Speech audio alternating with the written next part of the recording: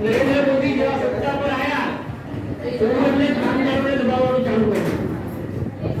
અલગ અલગ કાયદાઓનો અમલ ન થાય એ માટે અધિકારીઓને સત્તા આપવાનું ચાલુ કર્યું કે કોઈ પણ નિયતિ કે કામદારોની ફરિયાદ આવે અધિકાર પદાર્થની મિનિમમ લીધી તો તેનો અમલ કરાવવાનો નહીં. તમારે એમને રોજ જવાબ આપી દેવાનો. એવો જવાબો આજની તારીખોમાં ઓફિસરોના આવે મળશે.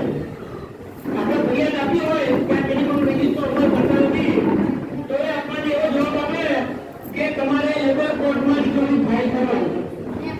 એટલે ભાઈ અમારે લેબર કોર્ટમાં રિકવરી ફાઇલ કરવાની હોય તો તમારી ક્યાં જરૂર છે? તમે લાખ 2 લાખ પગાર શા માટે લો છો? આ પગાર જે છે એ તમે ક્યાંય કમાવા જતા નથી. તમે કામદાર કર્મચારીઓ અરે આમ જનતાના પૈસાથી તમને પગાર મળે છે. અમારી પાસેથી અનેક જાતના ટેક્સ લેવામાં આવે છે. રોડ ટેક્સ થી માંડી અને તમે નાના નાના વસ્તુ જે ખરીદો એ વસ્તુ ઉપર પણ અમારે જીએસટી લગાવે છે. એટલે નાનામાં નાની વસ્તુઓ પર ટેક્સ લાગે છે અને આ ટેક્સમાંથી તમારા તમામ અધિકારીઓનો પગાર થાય છે. તો તમે શા માટે એવો જવાબ આપો છો કે તમારે લેબર કોર્ટમાં રિકવરી ફાઇલ કરવાની? ભાઈ અમારી જિંદગી નિયમમાં ગઈ છે. અમને ખબર છે કે લેબર કોર્ટમાં શું કરવું અને કઈ રીતે ફાઇલ કરવી. પણ એમને જ્યારે કહીએ છીએ ત્યારે કહે છે કે એમને તો ઉપરથી છૂટના છે.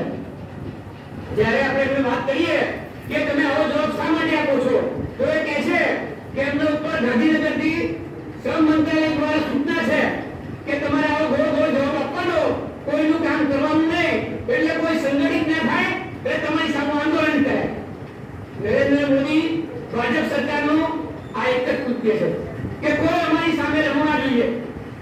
જે લડે એની સામે ઈડી, જે લડે એની સામે જેલ. પણ અમે કોમ્યુનિસ્ટો તો કહીએ છીએ કે ખુલ્લો અમને જેલમાં.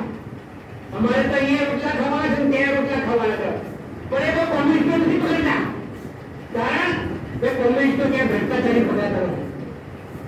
એટલે તમે આખા દેશમાં લો કોઈ કોમ્યુનિસ્ટ ત્યાં એબીસીડી પીડીને રેડ નહીં પડતો.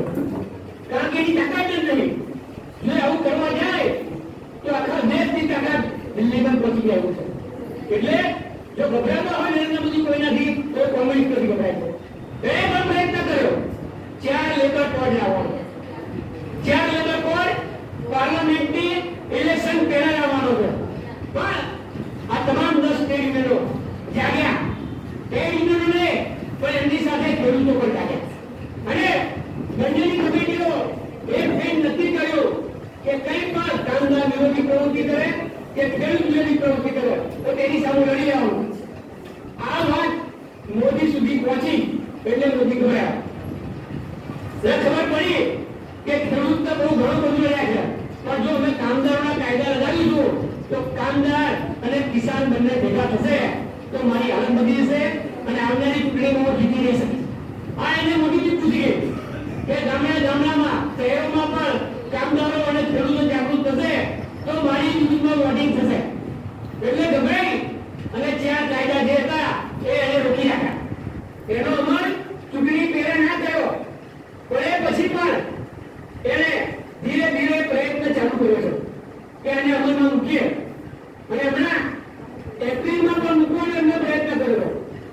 એટલે ત્યારબાદ આપણે ટ્રેડ યુનિયનો જાગૃત થયા અને આપણે એપ્રિલમાં પણ પ્રોગ્રામ આપી દીધો કે જો મિસ્ટર મોદી ભાજપ વાળા સાંભળ્યો આ કાયદો જો તમે અમલમાં મૂકશો તો બહુ મોટું આંદોલન થશે. છેક દિલ્હી સુધી આંદોલન થશે અને પાર્લામેન્ટનો ઘેરાવ થશે. આવી ચીમકી આપણે નરેન્દ્ર મોદી આપી દીધી છે. પણ તેમ છતાં ભાજપની સરકાર એ મૂડીવાદી સરકાર છે અને એમના અદાણી અને અંબાણીને સાચવવાની કોશિશ કરે છે. અને આપણી મિલકતો જમીનો તેને વેચી મારી છે. એનું ખાનગીકરણ કરી નાખ્યું છે. લખવા કરતી સંસ્થા પર વેચી મારી છે. આ બધા પ્રયત્નો આ ભાજપની સરકાર આમ જનતાને ડૂબાડવાની કરી છે. માટે राष्ट्रीय कैबिनेट ने नक्की करी है कि 9 जुलाई को क्या होगा, पूरा भारत बंद होगा. नक्की કર્યું છે. એના અનુસંધાનમાં આપણા ગુજરાતમાં નહીં પણ આખા દેશની અંદર અલગ અલગ રેલીઓ, ધરણા, છે એના અનુસંધાનમાં આજે ગુજરાતનું સંમેલન પણ આપણે અમદાવાદમાં રાખ્યું છે. માટે આજે આના તમામ મિત્રો તેમજ તેમની સાથે પણ બીજા અનેક મિત્રોને 9 તારીખે સવારે 11 વાગે 32 હોલ કલેક્ટર કચેરી પાસે જે રેલીનો પ્રોગ્રામ રાખ્યો છે તેમાં વિશાળ સંખ્યામાં વધુમાં વધુ કામદારો હાજર રહે અને બીજા સાથીઓને પણ લાવીને